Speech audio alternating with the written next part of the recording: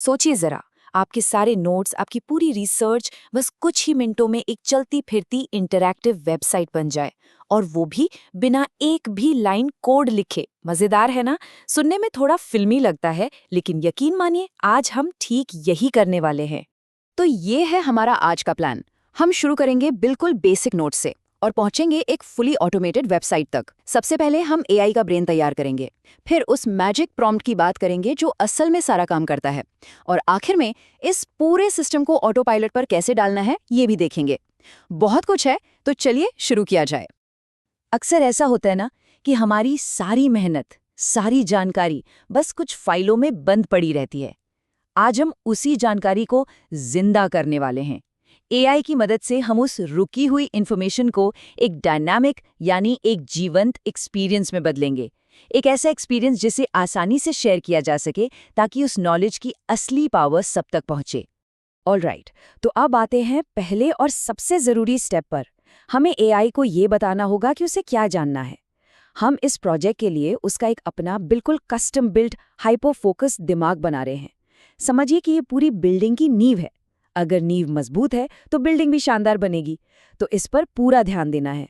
और ये प्रोसेस है भी बहुत सिंपल। देखिए, पहला स्टेप, अपने सारे वेरीफाइड सोर्स एक जगह इकट्ठा कर लीजिए, चाहे वो पीडीएफ हो, डॉक्स हो या फिर वेब पेज। दूसरा स्टेप, इन सभी को सीधे गूगल नोटबुक एलएम में अपलोड कर दीजिए। बस इतना ही, और लीजिए, एआई के लिए हमारा नॉलेज बेस तैयार है। अब ये जो चीज़ है ना, ये एक रियल गेम चेंजर है।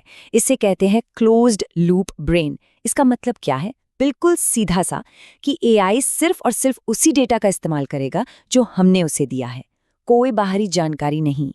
इससे सबसे बड़ा फायदा ये है कि एआई कुछ भी अपनी मर्जी से नहीं बनाएगा, मतलब जीरो हेलुसिनेशन।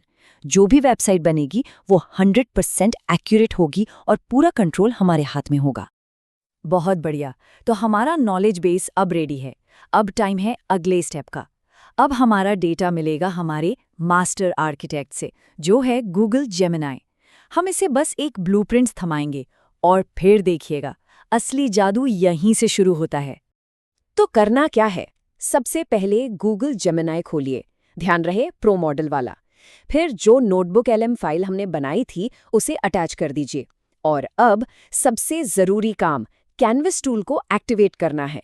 मैं फिर से कह रही हूँ, ये स्टेप क्रूशियल है। अगर कोड को लाइव बनते हुए देखना है तो इसे ऑन करना ही होगा। और ये रहा हमारा मैजिक प्रॉम्प्ट। ये वो जादुई मंत्र है जो सारा काम करेगा। जरा इसके स्ट्रक्चर को देखिए। हम शुरू करते हैं एक एक्सपर्ट फ्रंट एंड डेवलपर की तरह काम करो से। इससे एआई को अपनी भूमिका पता चल जाती है। फिर हम उसे बताते हैं कि डेटा कहाँ से लेना है, किसके लिए वेबसाइट बनानी है और क्या क्या फीचर्स चाहिए। एक बात याद रखिए, प्रॉम्प्ट जितना क्लियर और डिटेल्ड होगा, रिजल्ट उतना ही बेहतरीन मिलेगा। और अब आता है वो वाव मोमेंट। जैसे ही प्रॉम्प्ट सबमिट होता है, जेमिनाई लिटरली आपकी आंखों के सामने पूरी की पूरी वेबसाइट कोड करना शुरू कर देता है। ये देखने में कमाल का लगता है। और जब ये तैयार हो जाए तो इसे दुनिया के साथ शेयर करने के दो बहुत ही शानदार तरीके हैं। तो अब सवाल ये है कि चाहिए क्या, स्पीड या पूरा कंट्रोल? अगर बस जल्दी से किसी को दिखाना है तो क्विक शेयर बेस्ट है। ये तुरंत एक लाइव होस्टेड लिंक बना देता है। लेकिन अगर पूरा कंट्रोल चाहिए, मतलब फुल कस्टमाइजेशन, तो प्रो एक्सपोर्ट का ऑप्शन है। इससे आपको पूरा HTML, CSS और JS कोड मिल जाता है। इसे सेव कीजिए, कहीं भी होस्ट कीजिए, जो चाहें बदलिए। चलिए, अब एक स्टेप आगे चलते हैं। अभी तक हमने एक वेबसाइट बनाई, ठीक है? अब बात करते हैं एक प्रो मूव की। अब हम एक वेबसाइट नहीं बल्कि एक वेबसाइट बनाने की फैक्ट्री बनाने जा रहे हैं। एक ऐसी फैक्ट्री जो ऑटो पायलट पर काम करेगी। मतलब हम इस एक बार की ट्रिक को एक पावरफुल रीयूजेबल टूल में बदल देंगे। तो तैयार हैं इस पूरे सिस्टम को ऑटो पायलट पर डालने के लिए? बहुत अच्छा, चलिए देखते हैं कि इस मैनुअल प्रोसेस को फुली ऑटोमेटेड कैसे बनाया जाए। अब यहाँ प्रॉम्प्ट में एक बहुत बड़ा फर्क है, इसे ध्यान से समझिए। पिछले प्रॉम्प्ट में हम एआई को बता रहे थे कि क्या बनाना है, लेकिन इस प्रॉम्प्ट में हम एआई को ये बता रहे हैं कि एक टूल कैसे बनाना है।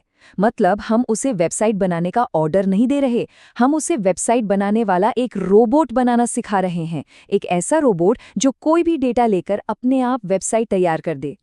और इस जेम को बनाना, यकीन मानिए, बहुत आसान है। बस जेमिनाई जेम मैनेजर में जाइए, न्यू जेम पर क्लिक कीजिए, अपने जेम को एक अच्छा सा नाम दीजिए, फिर एआई से जो इंस्ट्रक्शंस मिले हैं उन्हें बैकएंड में पेस्ट कर दीजिए।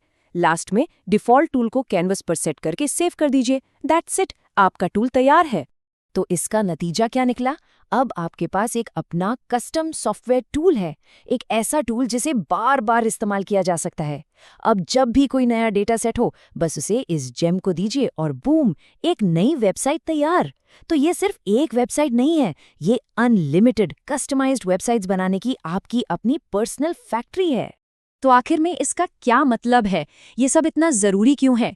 ये इसलिए ज़रूरी है क्योंकि ये प्रोसेस हर किसी को, चाहे वो कोई टीचर हो, रिसर्चर हो, कोई आर्टिस्ट हो या छोटा बिजनेसमैन, हर किसी को अपनी जानकारी को दुनिया के सामने लाने की ताकत देता है, एक इंटरैक्टिव वेब रिसोर्स के रूप में। और सबसे बड़ी बात, बिना एक भी लाइन कोड लिखे। ये नॉलेज को अनलॉक करने का, उसे शेयर करने का एक नया और बेहद पावरफुल तरीका है। तो अब मैं आपको एक सवाल के साथ छोड़े जाता हूँ। कौन सी जानकारी है, कौन सा ज्ञान है जिसे सबसे पहले अपनी खुद की वेबसाइट मिलेगी? सोचिए इस बारे में, क्योंकि अब अपने आइडियाज़ को एक लाइव वेबसाइट में बदलने की ताकत पहले से कहीं ज़्यादा आसान और आपके बहुत करीब है।